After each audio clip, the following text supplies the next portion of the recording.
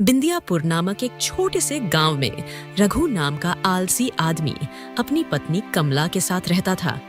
कमला हमेशा चिंता में रहती क्योंकि पूरी दुनिया में बस उसका ही पति था जो बहुत आलसी और लापरवाह था, जबकि कमला बहुत मेहनती और साफ दिल की थी।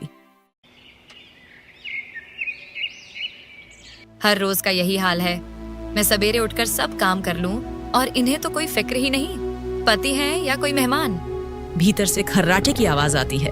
वहाँ चारपाई पर रघु आलसी गंदे कपड़े पहने नशे में धुत सा सोया हुआ था। रघु, उठिए, सूरज सिर पर आ गया है, कम से कम खेत ही देख आइए। ओह कमला, तुम क्यों इतनी जल्दी परेशान हो जाती हो? खेत भागा थोड़ी जा रहा है। खेत नहीं भाग रहा, पर कर्ज बढ़ता जा रहा है। 2 महीने से बीज का पैसा नहीं चुकाया आपने। दुकानदार रोज पूछता है। सब ठीक हो जाएगा, चिंता क्यों करती हो इतना? चलो जरा चाय तो बनाओ पहले। कमला नजरों में नाराजगी और पीड़ा लेकर बाहर निकल जाती है। बाहर गांव की चाय की दुकान कुछ आदमी बैठे हुक्का पी रहे थे। रघु उनके पास जाता है। अरे रघु भैया, क्या बात है? आज फिर घर से भागकर चाय की दुकान पर आए हो? क्या करूं? घर में बीवी का भाषण सुनने से अच्छा है कि हुक्के की एक कश ले लूं। पर भैया, सुना है कि बीज का उधार बहुत हो गया है और खेत भी सूखे पड़े हैं। अरे भाई चिंता मत करो, बस भगवान का नाम लो, सब ठीक हो जाएगा। किस्मत से लड़ने वाला मैं कौन होता हूँ? सभी हंस रहे थे, पर एक बूढ़ा दुकानदार ध्यान से सुन रहा था। रात का समय, घर में दिया जल रहा था। कमला खाना परोस रही थी। रघु, मैंने सोचा है कि मैं मजदूरी करने जाऊंगी। इससे बच्चों के लिए थोड़ा दूध दाल तो आ जाएगा। क्या मेरी बीवी खेतों में काम करेगी? समाज क्या कहेगा? समाज भूखा पेट नहीं देखता रघु, बच्चे भूख से रोते हैं और आप तो दिन भर दुकान पर बैठे रहते हो। अब मैं और नहीं देख सकती। रघु थोड़ी देर चुप रहता है, फिर बिना कुछ बोले खाना खाने लगता है। कमरे में बच्चे सो रहे थे। कमला एक पुराने कपड़े से उनका मुंह ढक देती है। क्या यही जीवन है? एक पत्नी होने का मतलब क्या सिर्फ सहना है? मैं रघु को बदल नहीं सकती, पर शायद मैं खुद को मजबूत कर सकती हूँ। अगली सुबह कमला जल्दी उठकर खाना बनाती है। बच्चे अब भी सो रहे थे। वो एक पोटली बांधती है और धीरे से दरवाजा से बाहर निकलती है। आज से जिंदगी बदलनी होगी। दूसरों के भरोसे बैठी रही तो भूख और आंसू ही मिलेंगे। वह गांव के बाहर खेतों की ओर बढ़ती है। गांव के समीप का खेत। कुछ महिलाएं पहले से ही काम कर रही थीं। कमला शर्माते हुए एक बुजुर्ग महिला के पास जाती है। चाची, प्रणाम। मैं भी आप लोगों के साथ काम करना चाहती हूँ। अरे कमला बिटिया, तू तो घर बैठने वाली थी, अब क्या हुआ? घर बैठने से चूल्हा नहीं जलता चाची, बच्चों का पेट भरना है। बहुत अच्छा किया, कोई काम छोटा नहीं होता। आज से हमारे साथ खेत पर तू भी काम करेगी। सभी औरतें मुस्कुराती हैं और कमला के हौसले की सराहना करती हैं। दोपहर का समय, घर में रघु उठता है। चारों ओर सन्नाटा था। वह बाहर आकर इधर उधर देखता है। कमला, ओ कमला, कहाँ गई? बच्चे भी उठ चुके थे और अपनी माँ को ढूंढ रहे थे। बाबा, माई कहाँ है? मुझे क्या पता, पूछता हूँ बाहर जाकर। रघु बरबराता है और पास की दुकान की ओर निकलता है। गांव की चाय की दुकान पर रघु बैठा था। पास में लोग धीरे धीरे बातें कर रहे थे। अरे रघु भैया, आज तो कमला भाभी ने सबको चौंका दिया। क्या मतलब? अरे खेत पर मजदूरी करने गई है, सुबह से पसीना बहा रही है और तू यहाँ बैठा हुक्का पी रहा है। क्या मेरी बीवी मजदूरी करने गई है? ये तो मेरी बेइज्जती करवाएगी। बेइज्जती तब होती है रघु, जब मर्द अपने कर्तव्य को भूलकर औरत पर बोझ डालता है। कमला तो घर को बचा रही है, लेकिन अगर तू ठीक से काम करता तो उसे मजदूरी करने की नौबत ना आती। रघु निरुत्तर हो जाता है और चुपचाप बैठा रहता है। शाम का समय, कमला थकी हुई हाथ में मजदूरी की पहली कमाई लेकर घर लौटती है। बच्चे दौड़कर उसके पास जाते हैं। वो मुस्कुराकर पोटली खोलती है, जिसमें थोड़ी दाल, चावल और गुड़ था। तो माँ, आज तो खाना अच्छा बनेगा। हाँ बिटिया, आज माँ ने खुद कमाया है तुम्हारे लिए। उसी समय रघु दरवाजे पर खड़ा होता है। उसकी आंखों में गुस्सा होता है। वो चुपचाप सब देखता है। कमला, तो तू मजदूरी करने गई थी? अरे कितना कमा लाई, जरा हमें भी तो दिखा। मैंने तुम्हारा साथ देने के लिए शादी की थी रघु, बोझ बनने के लिए नहीं। अब भी वक्त है, कुछ बदल लो, हमारे लिए, बच्चों के लिए। रघु सिर झुकाकर खड़ा रहता है। रात का समय। कमला बच्चों को सुलाकर एक दीपक जलाती है और भगवान की मूर्ति के सामने बैठती है। हे भगवान, मेरी मेहनत रंग लाए और रघु को सद्बुद्धि मिले। अगली सुबह कमला घर का सारा काम करके खेत में मजदूरी करने चली जाती है। उधर रघु आराम से उठता है, फिर वह कुछ सोचकर अपने दोस्त मोहन से मिलने चला जाता है। दोनों मोहन की दुकान में बैठकर बात करने लगते हैं। अरे रघु भाई, हमारे उम्र के लगभग सभी लोग किसी ना किसी काम से गांव के बाहर गए हैं और एक हम हैं जो इसी गांव में खेती मजदूरी कर रहे हैं।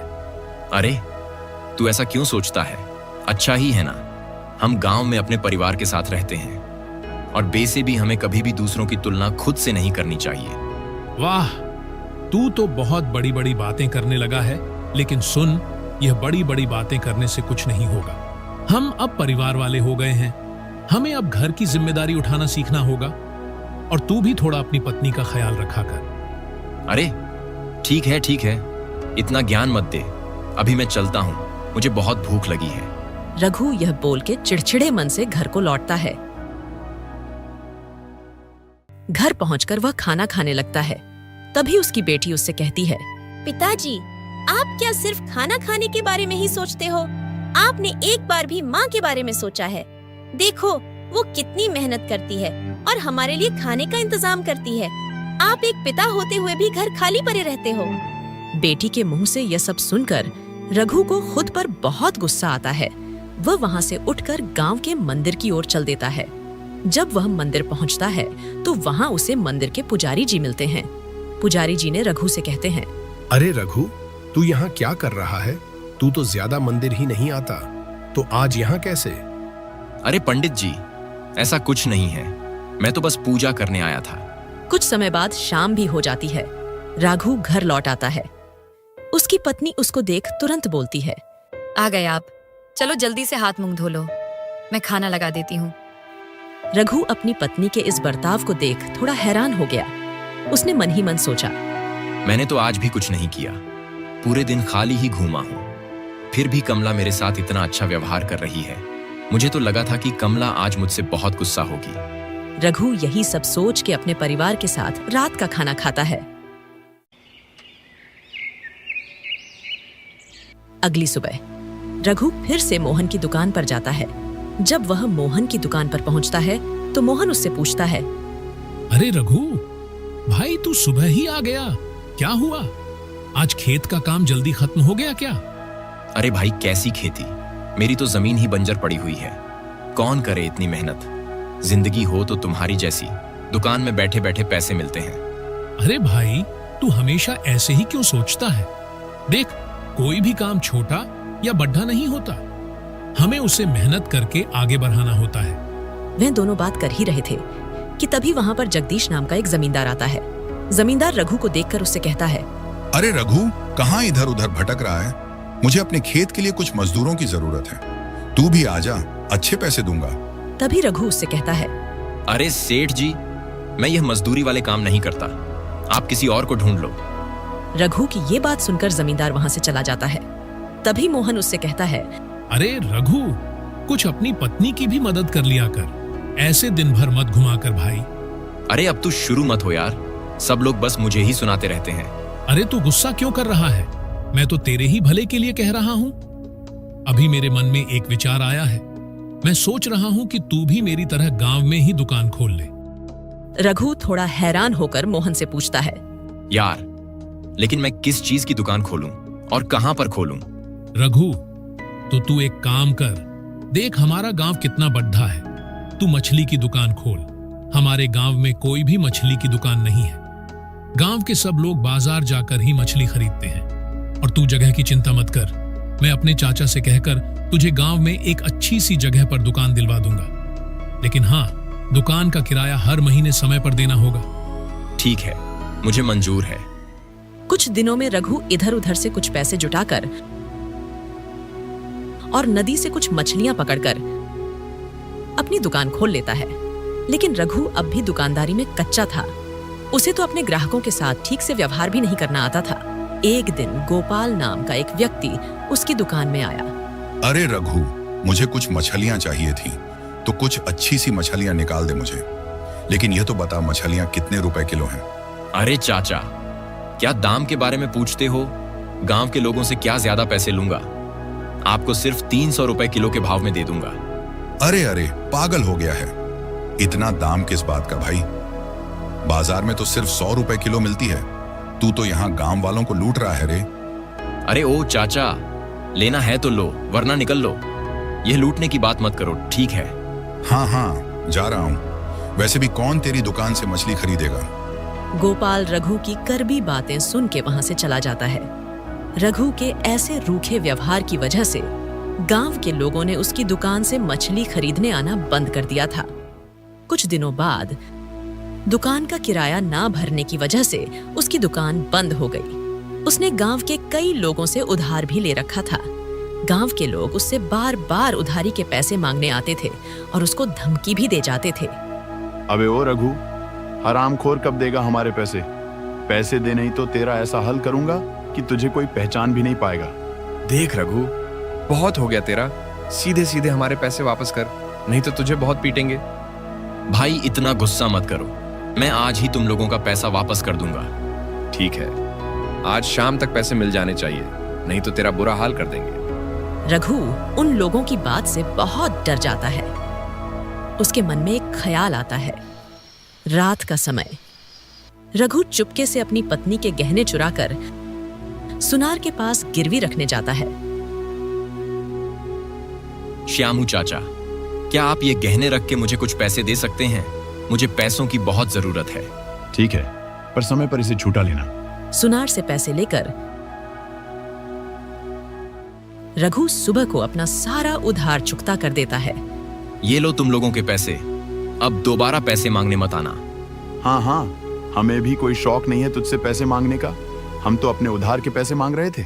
ऐसे ही कुछ दिन बीत जाते हैं। एक दिन जब रघु की पत्नी अपनी अलमारी देखती है तो उसे अपने गहने नहीं मिलते हैं। गहने नहीं मिलने पर वह बहुत परेशान हो जाती है, लेकिन उसके दिमाग में रघु पर शक बैठ जाता है। तभी रघु गांव से घूमता हुआ घर आता है। इसके बाद कमला उससे पूछती है, रघु, तुम सच सच बताओ, क्या तुमने ही मेरी अलमारी से गहने लिए हैं? अपनी पत्नी से ये सुनने के बाद रघु कुछ भी नहीं छुपाता। वह अपनी पत्नी को सब कुछ बता देता है। रघु के मुंह से यह सब सुनने के बाद कमला उससे कहती है, अरे आपका कैसा दिल है, अब आप अपने ही घर में चोरी करने लगे। क्या आपके माता पिता ने आपको यही सिखाया था? अरे देखो मुझे, मैं दिन रात मेहनत करके हमारा घर चला रही हूँ। अब मैं आपको क्या ही कोशूं। मेरा ही भाग्य खराब था जो भगवान ने मुझे ऐसा पति दिया। अपनी पत्नी के मुंह से यह सब सुनने के बाद रघु गुस्से में घर से निकल जाता है और जाकर मोहन की दुकान में बैठता है। मोहन उसको देखकर उससे पूछता है, रघु, तू इतने गुस्से में क्यों है भाई? मत पूछ यार, मेरी जिंदगी तो नर्क बन गई है। मेरी पत्नी रोज रोज मेरे साथ झगड़ा करती है। आज तो मैंने उसे सब कुछ सच बताया, फिर भी उसने मुझे बहुत कुछ सुनाया। अरे हुआ क्या, वो तो बता पहले। इसके बाद रघु लोगों का उधार और गहनों की चोरी के बारे में सब कुछ बता देता है।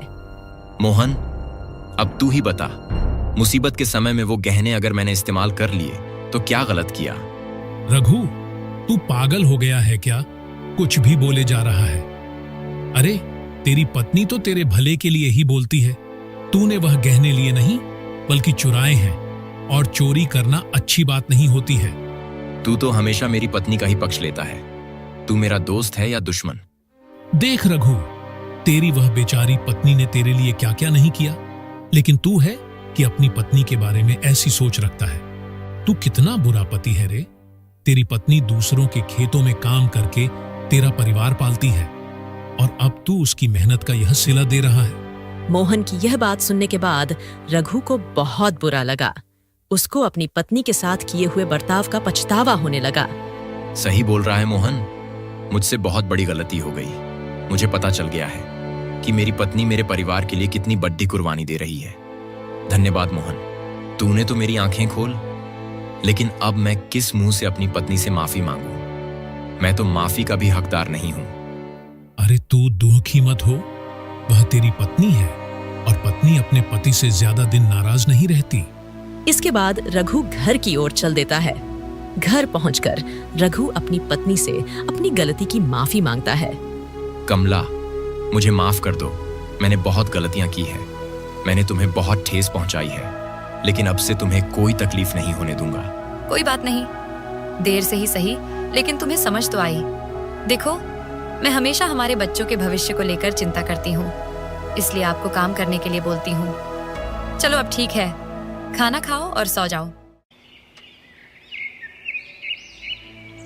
सुबह का समय रघु पहली बार जल्दी उठता है। वह घर से बाहर निकलता है।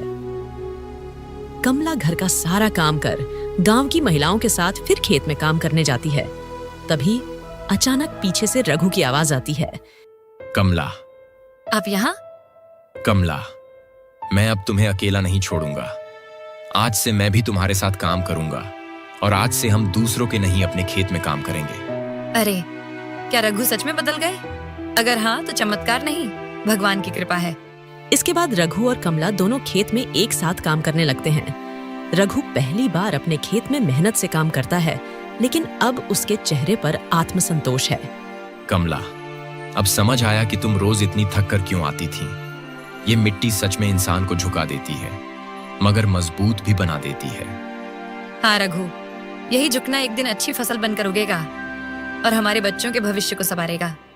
रात का समय रघु अपने परिवार एक साथ बैठकर खाना खा रहा था। बाबा, आप भी अब खेत में काम करते हो? हाँ बेटा, अब तुम्हारी माँ अकेली नहीं है। हाँ बेटा, अब घर में मेहनत की मिठास आएगी और कोई भूखा नहीं सोएगा। कमला, अगर तुमने हिम्मत नहीं की होती तो शायद मैं कभी नहीं बदलता। हाँ, लेकिन अगर तुमने मेरा साथ न दिया होता तो मैं भी कभी आगे नहीं बढ़ पाती। इसके बाद पूरा परिवार अब खुशी से रहने लगता है।